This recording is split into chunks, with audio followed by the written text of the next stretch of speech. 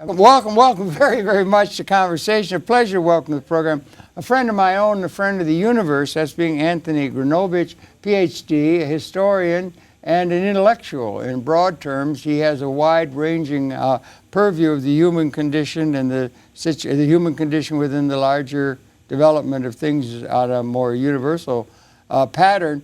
But he's also in a position of becoming interested in being the Green Party candidate, going through the process for the city of mayor of the city of New York, which is no small matter. And Tony, welcome. So good to see you again. Always good to see you, Harold. Always good to see you. Welcome to our new headquarters, our new system here at MNN. And I wonder, maybe you could talk. Why don't you talk? We've talked in the past and so forth. We want to bring it up to date into your current concerns and everything. But maybe a quick, real run through. You have a PhD in history, New York history. That's right, New York City history. Yeah, New York right. City Democratic Political Party history. Right. Okay. Right. And you've written that major book. Right, Race and Class Politics in New York City Before the Civil War, which took the narrative from 1626, when the city was founded, until 1863. The draft riots. I end with a bang. And talk about the connections between politics, culture, and economics in that time frame. In the time period, but most especially in the period of the 1840s and 1850s, just prior to the Civil War. Right, I see. Okay, right. Okay, that's really interesting. And you can relate those understandings as a historian to the contemporary as well. You can relate these kind of issues to the contemporary situation as you do, because you're very active in particularly in the Green Party. That's correct. Political enterprise, right? Right. So we can relate these things out of history to the contemporary. That's correct. I mean, I first ran on the Green Party for State Assembly on the Upper East Side in 1996. 96, that's some time back. Yeah, I didn't realize you were that deeply involved in Green. I mean, as soon as you were a pace setter, if I may say so, because Green's emerging now. I would say Ralph Nader was the pace setter, because he brought me into the party in 1996. Personally, you knew Well, I'm saying that he brought more Greens into the party than any other human being into the U.S. party. Yeah.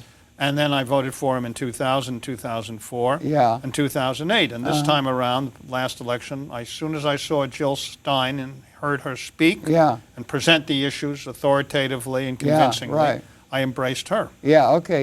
But to be involved in the Green Party, when did the Green Party emerge and so forth? It's like a third party kind of stance and everything. But I think the existential situation of the planet is bringing it around to where that which was seen as a... well, the environmental disasters of the planet in the 1970s and 80s. And in 1984 in New York State, the Green Party was founded. Or in U.S. What year? 1984. 84 it got started. Okay, that's right. And the guy who got us the ballot that we have this time around, Howie Hawkins, was... Howie, I know Howie. Was instrumental in getting us the ballot, and he was instrumental in starting the party. Were there roots to that? Let's just say history. Well, go back to Petra Kelly. And Petra Kelly and Ralph Nader knew each other in the early 70s. Petra Kelly. Petra Kelly was the founder of the German Green Party and the main theoretician. Okay, good. And now, the German Greens became very powerful. Why the German Greens? Did you say German? Like German, the country of Germany? Well, certainly. Now,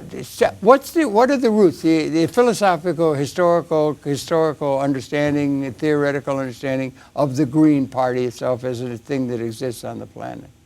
Well, we're concerned with environmental and social justice, and we feel that there's an important link between the two, that you cannot have a socially just society without having a society that puts the environment at the top of the concerns. Okay, that's something that's very important, and emerging so in greater numbers are beginning to recognize that. What I was trying to get at... Especially since the atomic age, when atomic radiation has a half-life of a few billion years, that we're polluting the planet. We're breathing irradiated air. I mean, we have disasters. We had 3 Mile Island, Chernobyl, Fukushima, and the leakage from old plants. I mean, nuclear power has got to go. We've got to, and we also need to get rid of fossil burning fuels, because there's less oxygen in the air now than at any time since the dinosaurs, when there was 35% of the atmosphere was oxygenated. It's now down to 21%. Carbon in the air is up to 400 parts. It's way beyond the 350 that was set as the target by Bill McKibben and others. So we're really on a plane of shall I say, a road to disaster globally if we don't do something right away. Unfortunately, the big one percenters like the Rockefellers, the Sauds, the Koch brothers are into oil and are trying to keep us on an oil diet, which means pollution, which means profit for them, so that they can influence our politics and dominate society to the extent that they are doing so right now. And they do very effectively. That's right. Well, not effectively, because they've created a social crisis which they cannot control. What happened when I ran for mayor the first time for the city of New York? That was last time. 2005. Oh, you did, right? Okay. In 2008, we had the economic collapse. Yeah, that's right. In 2011, we had Occupy movement. Yeah. In 2012, we had Sandy in New York City, and the mayor was more interested, I call him the marathon mayor, Bloomberg, more interested in running the marathon for the people coming out of town 6 days after Sandy than he was in meeting the needs of all the people, the hundreds of thousands of people who suffered as a consequence of that storm, and are still suffering. They're going to close the subways down again, 2 of the tunnels down, because they didn't do the proper repairs the first time around, but they had to get them up and running because the subways were flooded. They had no plan after 9/11. Right. They said, oh, 9/11 has happened, we've got a strategic plan. Well, that wasn't true. Sandy comes along, and we have a disaster that right now is second in terms of damage to people and to the environment and to property to Hurricane Andrew. Okay, it's round number. It's well over $100 billion damage, and still going up. And people have not adjusted. I went out to Brighton Beach. I went to under the elevated there, the train, the Q train, right. And I looked at the water line. I looked at the buildings. The water line was up to here on the buildings. So there was a horrendous disaster that they tried to play down. Yeah, what I was getting at was the historical roots of this kind of a concern. I remember reading Thoreau or Walden, or there were people, or John Moore, and there was concern, Teddy Roosevelt even in a sense, there was concern for the ecology. That's right, but the most important one in the U.S. experience in recent times was Rachel Carson, who wrote about the Silent Spring, because the DDT poisoning of the eggs and the poison in getting into people's systems. But I don't remember Rachel Carson being associated. Carson. Rachel I know. Carson. I read it. I know. And that. And there were others in that. But I don't remember her being, or Limits to Growth, or I don't remember there being a political party and movement around that, say, in the 18th century, or in the 17th century, or in history. There wasn't that much concern. It's something of the modern. And what were the roots of that ecological change? Technological change. I mean, in the beginning, the environment... political organization. But let's take the grand view. In the beginning, environment controlled people. Then humans learned to control the environment. Now they're destroying the environment. The new technologies, agriculture, the burning of the forests to grow crops. Then we get to industrial, the pollution of the air, the smog, the infamous London smog of the 1950s, where thousands of people died when there was an inversion and trapped the industrial gases in London. But that's just one example. And then we get to the nuclear age, 1945, and the proliferation of nuclear reactors and the disasters that have befallen some of these and the tremendous damage that's done to the environment and to people. And this is a consequence of advancing technology without advancing social forms that can deal with that technology in a manner that satisfies people's needs. And now that we've had the financialization of the economy, where the financiers run everything and have run the economy into the ground, and they're still running the economy into the ground as a consequence of the collapse of 2008, more people are suffering. And New York City is a prime example of this. In 1978, the 1% had 9% of the income. In 2011, they had 44% of the income. Incredible. New York City has never been so unequal since slavery days. Even then, we don't know about the statistics from them, but certainly since the 19th century, the 1% has never had so much financial control and benefits from their capital. Yeah, it's hard to realize because there's been, such growth and all that, but Sarah Flounders. But I just want to look at New York City. New York City, if we looked at New York City today, we will see economic inequality. If we were to rank all the countries on the planet with New York City, New York City would rank 119th between Chile and Honduras in terms of the economic inequality in this country. Yeah, and no mayor has done more to promote this inequality than Mayor Bloomberg, who has been the most disastrous mayor for public education in the history of the city. For public education. For public education. Yeah. I read in the Post, they did their own exclusive study a few days ago, I think it was May 31st. They discovered that in 2008, there were 11,000 students who lived in shelters, public school students who had to attend school whose address was the shelter or the streets. Well, in 5 years, that number has increased 500% to 53,000. Wow. 53,000 children live in the streets. We don't talk about them. We talk about A-Rod. It's like the Romans being concerned with the A-Rod, Alex Rodriguez, and what the money he has. He's some ball player for the Yankees. That's all that counts in sports. Sports for the masses, to keep the masses. Well, meanwhile, our children are being neglected by a mayor who has no social conscience whatsoever. As I pointed out to you before the program began, 6 days after Sandy, he wants to run the marathon. He's taken a generator that needs to be used for Staten Island, where there was a lot of damage, and put it in Central Park, which is why he closed the parks. It was such a harebrained scheme. Now, one of the Democratic contenders, Bill de Blasio, said the same thing immediately after. I think the mayor's really on point here. And then suddenly his advisors told him, you had better withdraw that. And he immediately withdrew that. But he's on record as having agreed with Bloomberg on having the marathon 6 days after Sandy. Yeah, in other words, my job as mayor, running on the Green Party, and I'll be on the ballot in November, when all the Democrats have finished fighting with each other, and there'll only be one left standing, is to fight for the interests of the people of this city, and that also means dealing radically with the environmental concerns that we have in this city.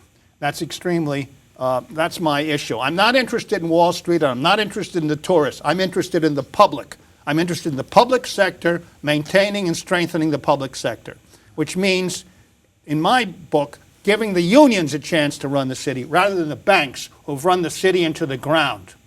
And you see when you go to Chase, you see private client. Well, private client means that you can go in there with $250,000 and they will arrange to offshore your money and you won't have to pay taxes on it. $21 trillion. I saw that up to $32 trillion maybe is hidden in tax havens around the world. This is a crime of a colossal scale being perpetrated against the 99%. I seek to represent the 99%, not the 1%. The Democrats and the Republicans can't talk about the 1% because that's how they finance their campaigns, by getting support from the corporations and the rich. I don't have to do that. We're building a grassroots movement. As faculty advisor, elected faculty advisor to student government at Borough of Manhattan Community College, we appropriated $3,000 to charter a bus with provisions to go out to the Rockaways to help the people out there. And that's what we did. We did the same thing after New Orleans. We were one of the first out there in January of 2007. People we went to from New York? Or yes, we flew a plane down there. You were one of them? You were among them? Yes, because it was the $32,000 that we appropriated from the student government to go down there. We were the first college to do it. Good for Nobody you. else was helping out the disaster in New Orleans. Doing a good job, Tony. What was that guy's name? I practice what I preach. Yeah, no, the president said, you're doing a good job. What was that guy's name that was head of FEMA? You're doing a great job. Oh, right, yes, yeah, of course. I forget who that guy his was name. name His name was. should be forgotten. Yeah, right. But the expression is doing a great job, and there are all these people suffering like that. Well, this is what happened with Sandy, Harold. What happened? Remember that Guy Molinaro, who's the Staten Borough president, he was on the air, on a video right after Sandy. He said, never give to the Red Cross. They do nothing here. They do nothing. And when I went out to the Rockaways, who were my point people out there? Occupy Sandy people, the nurses on the ground trying to help the people. And what was Bloomberg concerned about? Rebuilding the dunes. Rebuilding the boardwalk. When we went out there on December 9th, we discovered that nothing was being done to open the stores. We had soup kitchens. We had people in misery. This is 6 weeks after, or 5 weeks after the storm. So, and it's still a disaster out there in terms of recovering. Now, you're a historian, right? Yes. And you've particularly written a major book on a certain period of American history, but you've taken into account the broader sweep of human history and so forth. I'm wondering, what do you think? I know I once had a little discussion with Sarah Flounder. She said that the wealth inequality in the United States currently is greater than in 1789 France, which was pretty grim at that time, and so forth. And what I'm asking about, if you sweep back over history, I happen to like the History Channel on television. They have a lot of good stuff and everything. Hasn't it always been, in a certain sense, that there were a few people in the castle who were running everything, whether it was the emperors of Rome or the kings of the hereditary period of dynastic states for 1,000 years and so forth. And then there were the people who set up a new system across the Atlantic from Europe and so forth. But there's always been a few people who run things, the power elite, the people who run things. And has it changed? You've got a few people running everything. That's the way it's always been. And the mass of the people are treated like serfs on a feudal estate. Hasn't it always been like that? Is it a degree of qualitative difference between the inequities that exist now? Hasn't it always been inequitable? Well, civilization as we know, is based on inequality. Because certain people had to be spared the task of tilling the soil because we don't have culture until we have agriculture. Yeah, and we don't have 10,000 agriculture. years. Well, since the ice ages started to melt, well, around 12,000 years ago. 12,000 years ago, where we're sitting was under a mile thick ice sheet. Yeah, but I don't think you had the Neolithic until about 8,000 or 10,000 years ago. So there was a period of hunting and gathering. There was uneven hunting and gathering preceded. Right.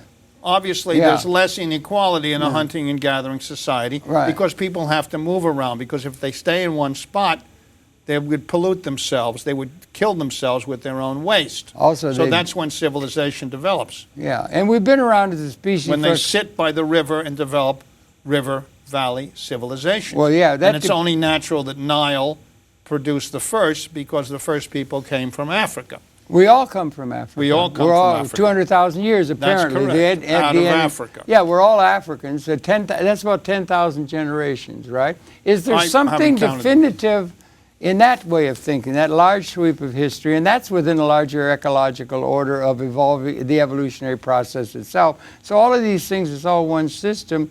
And is there something distinguished? I did a program once, if I may, with Isaac Asimov. He said, and he was talking very thoughtfully and so forth. He went to science fiction to get a lot of his ideas out and so forth. But he said, this generation, he meant this period, I don't know, this 100 years or something like that, this is the defining, not or a quantitative period of historical change where one group wins a war to take over, like mafia dons getting their territory in line with all the people being production rackets and things like that. But this is the defining generation in a qualitative sense, that there's something qualitative going on that is like coming to a period of either liberation or some sort of disaster that is newly available to us because of our technological power to affect the environment or something. Is there something distinguished about this particular generation, this particular moment in time as compared to the whole sweep of human history?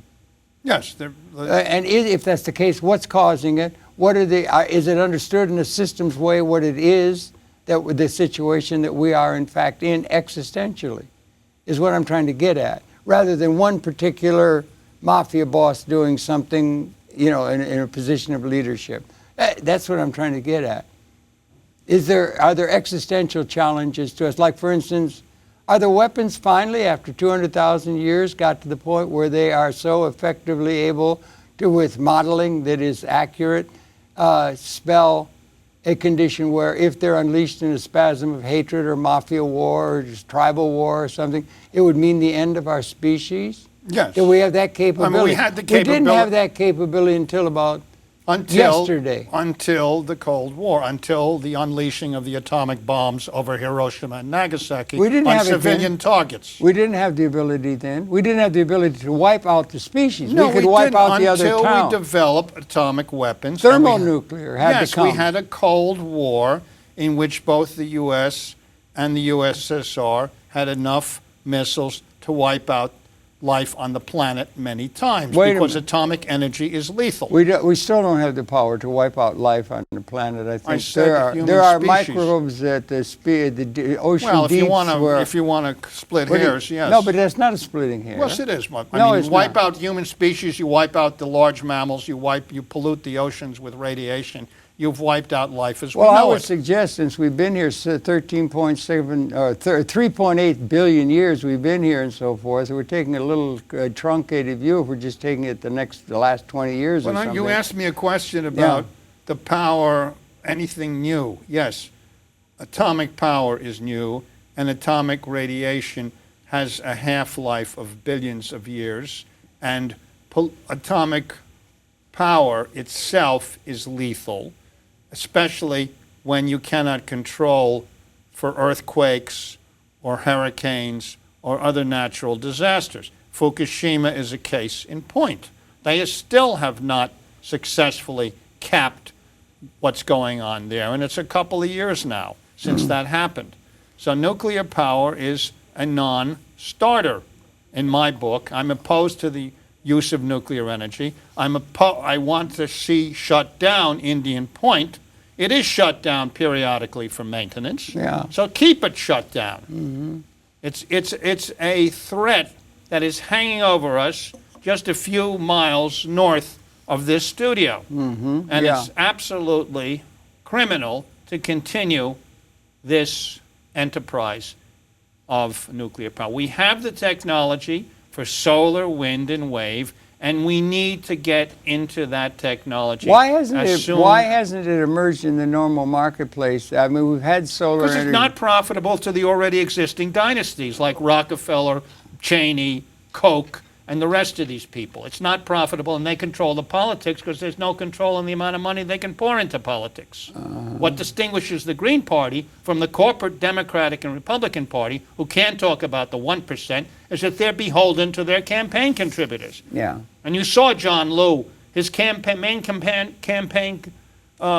campaign manager for contributions was indicted, and also is awaiting sentence, and so was another one. They have to compete for the money, and that means they shut their mouths about the 1%. And that's why a lot of the current generation, which is facing joblessness in big time, despite degrees, went to the streets on September 11th, 2011. There's a connection between the social implosion that's going place and the economic concentration of power in the hands of 1%, who's essentially just passing their legacy from one generation to the next, as we saw with George Bush Jr., who's considered the worst president in U.S. history by most historians, because he destroyed the economy and he destroyed Iraq.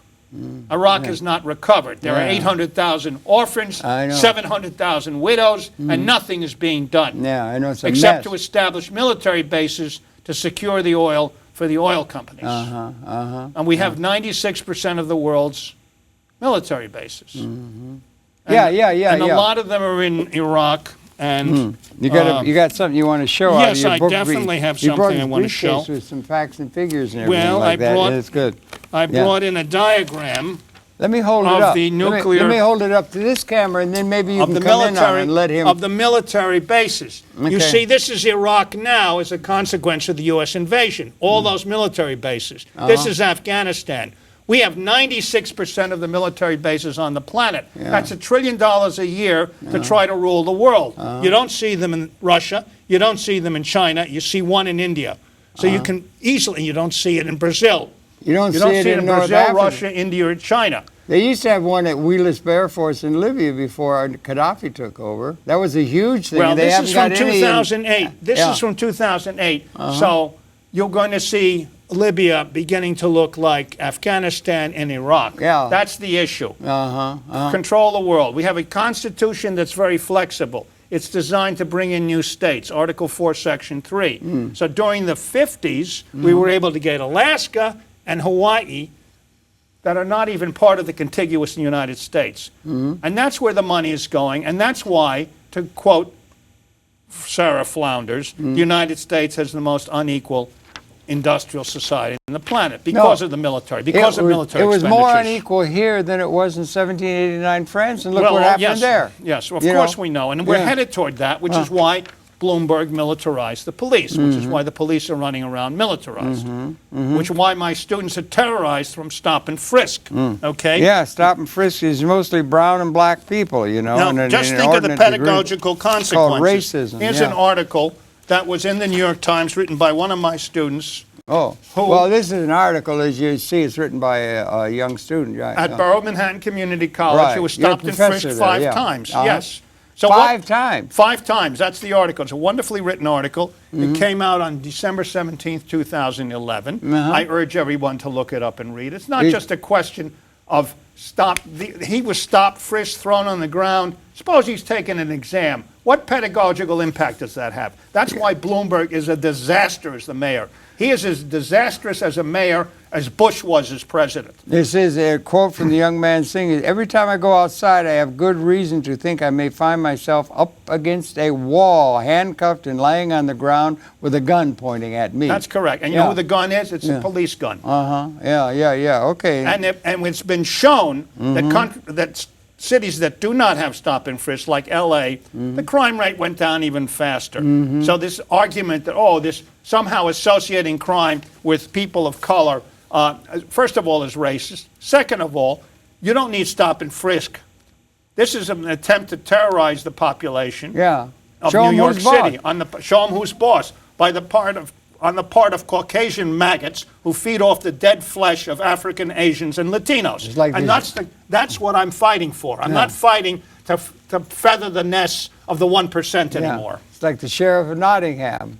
Yes. In Robin Hood's day. Where is Robin Hood? That guy, a good producer friend of ours here, Bill Murawski's got a really good song. It's the Robin Hood song about where's Robin Hood gone. So you want to see my campaign literature? I'll be on line. I'll be on line F. Didn't think that. Why don't you just run on the right-wing Republican Party? Don't you think you'd be able to get coming up for? I think the guy who's going to get the Republican nomination, Lahota, is the one who called the Port Authority cops mall cops. He's going to get the nomination. This is my, campaign literature. Gronowicz, vote. It is, for those who may be viewing or can't get it, it's www, and it's Vote Gronowicz, VOTEGRONOWITZ.info. ICZ, no. ICZ, sorry. VOTEGRONOWICZ.info. You'll see my website. You'll see the endorsements I've gotten. You'll see that I'm all over the city, embracing the insurgencies of the people who have been left out of the two-party system, which is suffocating the public in New York City. I'm a native. I had the best education, and I want everyone in the city to have the best education. And when Bloomberg says on December 1st, 2011, I could be satisfied with a classroom size of 70. He said this at MIT. You can look this up. I went to a school that had a classroom size of 20. That's what I want to achieve. When I went to Wingate High School as part of the American History Social Project back in 2000, I went to an art class, and I saw wonderful work being done by the art teacher, superintending work done by her students in the class. I said, "This is fabulous. How do you do this?" She said, "I have to go out and buy the supplies." That's a disgrace. That's criminal. And the mayor should be held account for this kind of behavior. And when all he's interested in is running things. He just said last week, I would destroy the effing industry, the cab industry, the guys who dared to oppose his plan for the taxi industry. He went after a guy at a private party, and that was quoted in the papers. This guy is ruthless, insensitive, and absolutely out of touch, as his marathon behavior demonstrates. Yeah, he probably thought that 3 terms of this. Yeah. And how did he get the 3rd term? Bought it, didn't he? Yes. 29 members, Democratic city council members, voted to give him the 3rd term against the vast majority of the citizenry of New York. There was no ex post facto could have been raised against that kind of thing taking place, but it just did. He get it through because money talks. Mao said power comes out of the end of a gun. You know, well, that sort of thing. This is realpolitik. But that's him. Yeah. He said on either Leno or Letterman, I forget, I have my own private army in the New York City Police Department. That's right. I saw that. He said it. He's the one that's talking about guns. He's the one that's having guns pointed at my students. Yeah. And because he doesn't like the color of their skin. Yeah. Screw him. Well, okay, yeah, I overheard or something that he is concerned about a race war. Listen, I was sitting in the Villard restaurant on 78th Street and Madison Avenue on March 1st, 2009, and he was having a conversation 2 booths down with State Senator Liz Kruger, and he was saying to Liz Kruger, you know, I'm worried about the potential for class warfare. Class warfare. March 1st, 2009. And he has done more as an individual in this city to promote class warfare than any other public official by his policies since then. We're now 4 years after that incident, which I witnessed and heard with my own ears. He said it. I didn't say it. He's worried about class warfare. I think in a certain sense there might be a great number of people who are worried about, I don't know what term would be used, about an uprising of, I saw a thing in the AM or something like that in a subway or something, that 48% of the people in New York City are in the poverty or near poverty category. Yes. 48%. Half of the population. And remember Franklin Roosevelt in 1944, his Economic Bill of Rights. He said we cannot be content if 1/10 of our population are ill-clothed, ill-housed, or ill-fed. I thought it was 1/3. No, it was 1/10, he said in that. 1/10, you go back and you look it up on the web, Economic Bill of Rights, you will see this.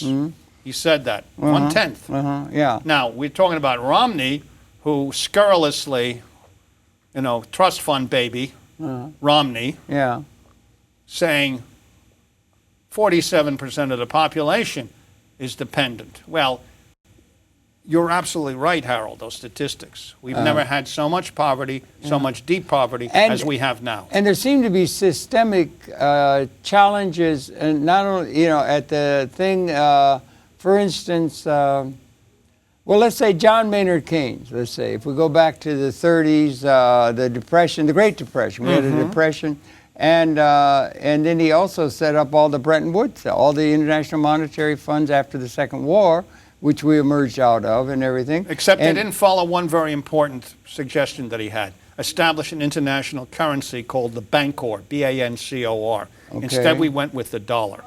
And we've created this situation because of that. Okay, but what he said, and this is something interesting. This dire economic situation. I know, yeah, the economics and the politics are joined at the hip and everything. And he wrote a letter to his grandchildren in 1930, and he was a brilliant fellow in his way, and he informed the whole situation and everything. And he said that the generation, a letter to his grandchildren at that time, the letter to them in their maturity, which would be about now, he said, you're going to be confronted with something that's very hard to understand, and that's vast, massive, technologically induced unemployment.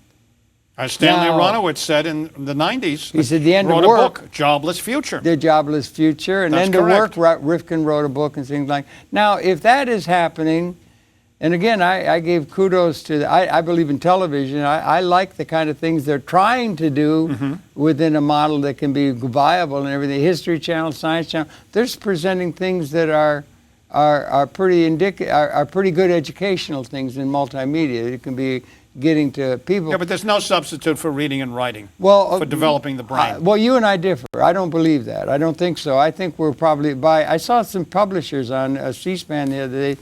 They think the books are just going to disappear by about 2020 or something. It's inevitable that we're moving into a multi-sensorial world, multimedia. Sounds like Clockwork Orange or 1984. Clockwork Orange, Clockwork Orange is that one. Yeah, it would be. That's part of it. Because the establishment is tied up with literacy and all that sort of thing. A Brave New World. Yeah, a Brave New World. Pills and TV. Yeah, all of that. There's all those and movie screens. Well, yeah, but that's the future.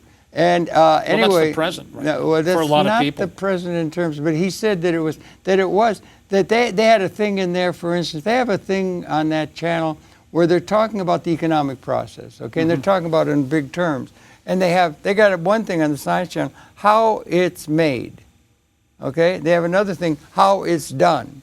And one of the things that is characteristic of it all, it is inconvenient to, let's say, the left or the people who are concerned about the people. Is that what's come up, not only has there been an information technology thing where everything's going exponential at this time, and keeping in mind, he was saying, everything, but just as importantly, the robotics are coming. Moravec and the people at Carnegie Mellon. What do you think drones are? Well, that's part of it, yeah. But then also in the process, Moravec was a robotics guy at Carnegie, and the other people were doing robotics. And the robotics now, and virtually everything that's being made, or is able to be, is being made. Not even they got just every product that you get. It's all made by automation. You got automation, they're turning out millions and millions, and they can just turn up the gauges and turn out more and more. They can do it all, and you don't need people.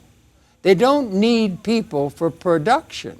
People, and Mr. Keynes saying, and we're all tied into the only way we have, if I may, particularly talking to people from the left, they want to help the people, the only way we have to distribute income or buying power to the people in an age where the technology itself, corporately owned perhaps, is turning out the product. The only way to distribute buying power or demand, as they would say in a Keynesian way of seeing things, is through having a job on the estate where all the assets are owned by a tiny plutocratic class, rather like the serfs in a feudal estate. And they never talk about getting any kind of ownership to the people as a way of distributing demand in an age when the technology is displacing people from the productive process. Do you think there's a problem in that at all for the left? Obviously there's a problem. Or is there some way? There's no problem for the left. Marx said it very clearly in the Communist Manifesto, the most widely read document in history. Okay, go on. Only when capitalism has penetrated to every pore of the planet will we have a global revolution against it. And we see this.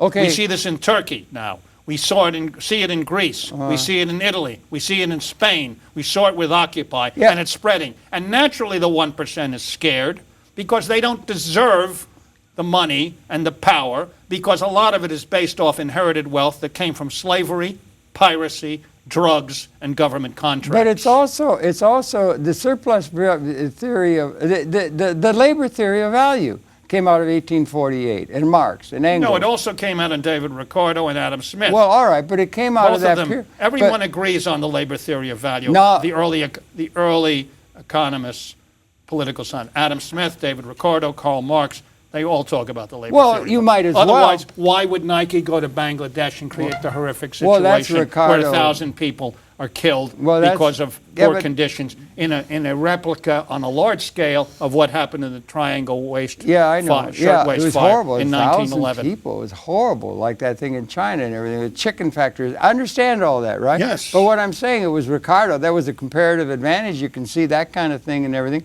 But this thing of Keynes warning. And the thing is, it's also based on imperialism, Harold. Just wait one second here. All right. In 1750, India produced 25% of the industrial goods of the world. Is that true? 1750? 1750, 25%.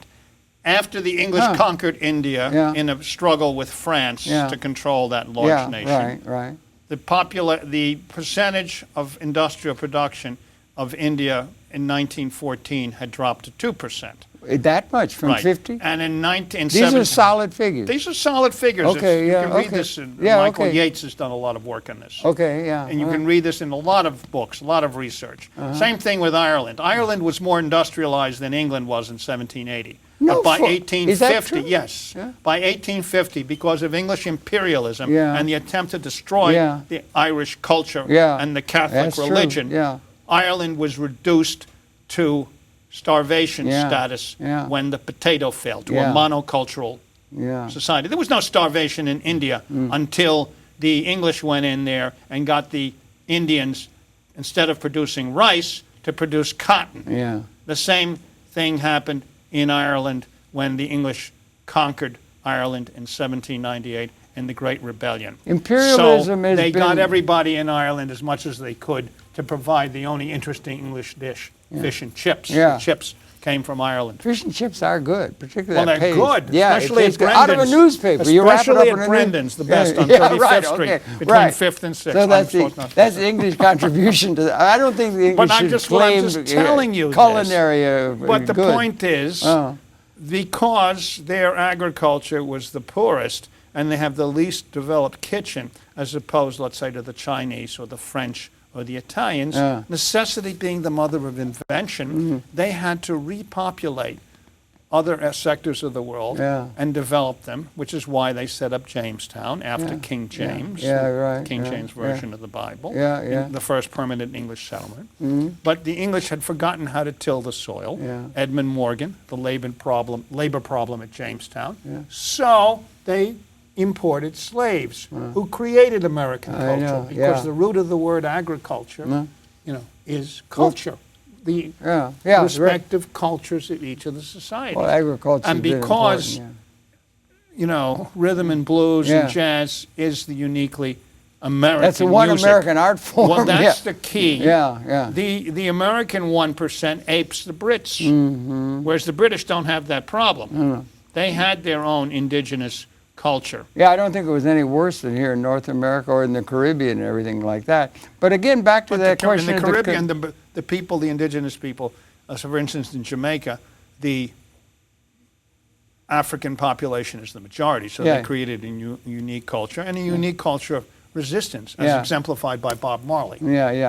And Yellow Man. Don't forget Yellow Man. I really liked Yellow Man. I used to dance to Yellow Man, and he was really great in that reggae and everything. But back to the idea that this idea that comes out is that the things that are being produced, containerization was going to condemn stevedores, and it brought supply chains that could make it... Coopers, who staved the barrels. Right. That was a delicate artisanal craft, and you had to be very careful so the metal bar doesn't snap in your face. Right, but the thing is that the thing is being produced by a machine, and you don't need people to do things, and that can be put out into a large... You have a tremendous productive capability, and what you don't have is the ability to have... If you're sticking to the labor theory of value, and that's something that informs not only the Marxists, I would seem to say, or something, and they just say that, anything other than labor, assets or something are just congealed labor, and that everything's produced by labor, and having this love with labor and so forth. I don't know what's so great about having to go out and turn nuts on an assembly line or whatever it is we call to have a job and everything, or a job or something. But that the assets that are actually producing the wealth are all owned by a tiny plutocratic class. It seems to be okay. They can own all the robots, they can own all the machines, they can own all the assets, and we'll want to get a job picking up leaves on their estate. And that seems to be the only way. Why don't they produce the sneakers here instead of in Bangladesh? Well, no, that's another issue of outsourcing. That's another issue. It can be done. You could do that kind of thing, but they got a better model with containerization. They can have a better model to make a better level of profit with their technology, but they're going to own They've taken the capital and put it in tax havens. Yeah, but yes, it is. Originally, I think it's more than 20 trillion. It's more like $32 trillion. Yes, and at the turn of the millennium, it was less than 4 trillion. Yeah, right. Okay, yeah, right. No, but back to Mr. Keynes, if I could, or back to a reality, is that the technology is becoming, let's just put that into the class of private property, let's say. Okay, a private ownership. You've got ownership of a machine, of a corporate stock that embodies the technology? And do the people who own the robot have any ability or to just, it's turning out 20,000 shoes a minute or something like that.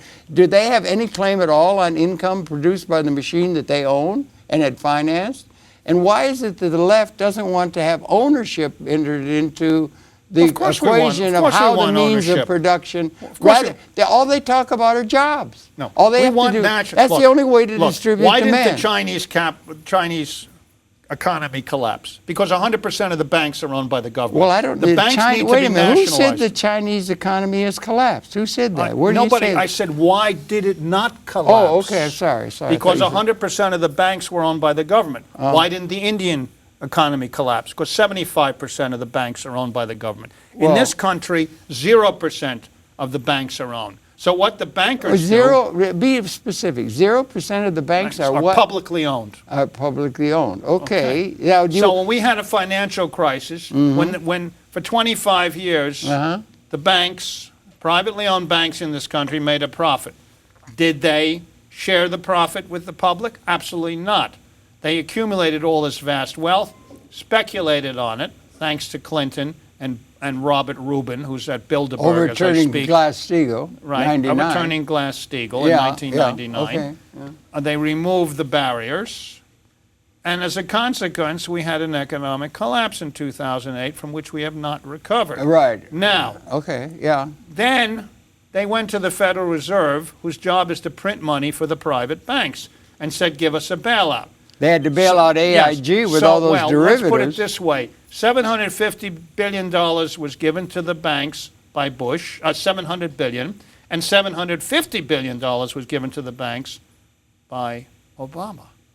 In other words, they just print. So it is what it boils down to, and it's not something that I've coined, but certainly something I believe accurately describes the situation. It is socialization of loss, privatization of profit. It is rigged. It is rigged worse than any casino, the banking system, the privately owned banking system, as exemplified by the Federal Reserve. What would you have? Would you indicate the example you get out of some people historically saying, let's say, communism in the Soviet Union, they collectivized everything. They wanted everything. Now, let's not go to over there. Let's just stick Why not? No, make the point. No, I want to stick to the nationalization of the banks. The banks have to be taken over. And the bankers who were responsible for the mess in 2008 have to go to jail. And they have yet to go to jail. Would it be good? Do you think the way out of the path out of the morass and into Jerusalem or into the right thing is to eliminate the private sector? Should we eliminate private property, private ownership? Don't go from one extreme to the other. Capital assets. I am talking about the banks. The banks need to be nationalized. The big banks, they're too big to fail. Then they're too big to be in private hands. That's my slogan. If they're too big to fail, they're too big to be in private hands. Would that apply to a company or a private part of the private sector? Depends on how big the company is. Well, we'd have to sit down with the economic experts and parse this through. But certainly, J.P. Morgan Chase, Citibank, they need to be nationalized. They're out of control. They're the private grounds, picking grounds for the bankers there, can do what they want, make a mess, and then ask us, the taxpayer, to clean it up. They have to be jailed for this, for what they did in 2008. And I'm waiting. It's 5 years. Danny Schechter did a lot of good stuff. He's going to be talking down at this forum that's coming up. It'll be airing during the time this is aired. Sorry, I'm giving my part of my stump speech. No, that's quite all right. I'm just part trying of my stump speech here. No, it's good. It's good. You should be saying it. It's important to be exercised about this inequality.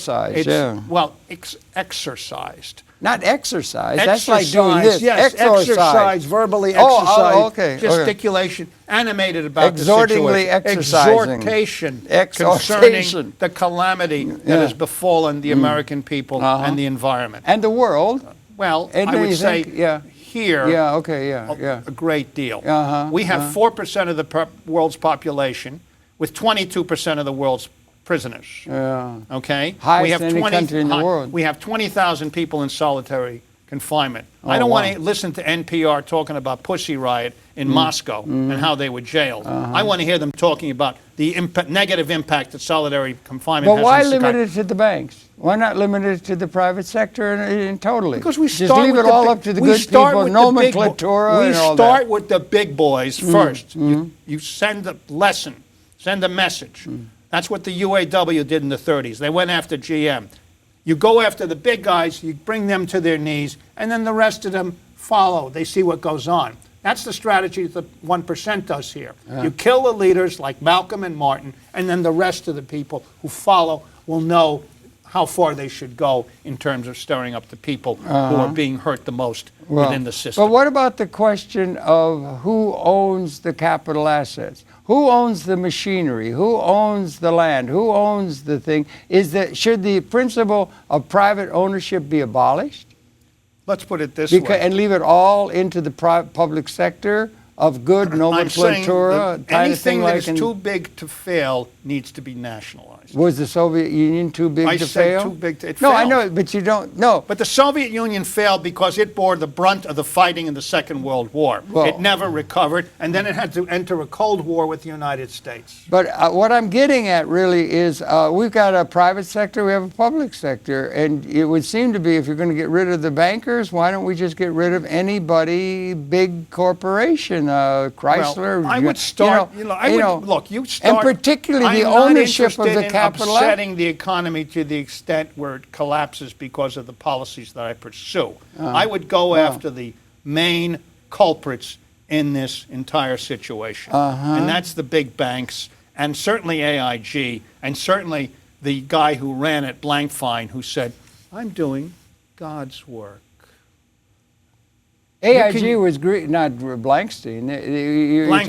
Blankfein. No, but you're talking about the guy who set up swaps and derivatives and everything. AIG was not Blankfein. He was at a different. He was a banker. Anyway, it was one of the big. But that was the swaps. The swaps and derivatives came along as a way of dealing with. The point is, he said he was doing God's work. Okay? I can't remember the guy. He said he was doing God's work. Greenberg was the head of AIG. Greenberg was the head of AIG. It was huge, and it could not. Greenberg. And it was doing all the derivatives. I'm not going to argue that the guy who was the head of AIG, who said, when confronted by a senator's question, we're doing God's work. Well, that was the argument that the Ku Klux Klan used. I've talked to some bankers, and I mean, there's bankers at all levels, commercial, and there's also investment bankers. I'm not talking about any banker. I'm talking about specific ones. Yeah. I'm talking about the guys who run the enterprises that are too big to fail, and the guys who allowed that to happen.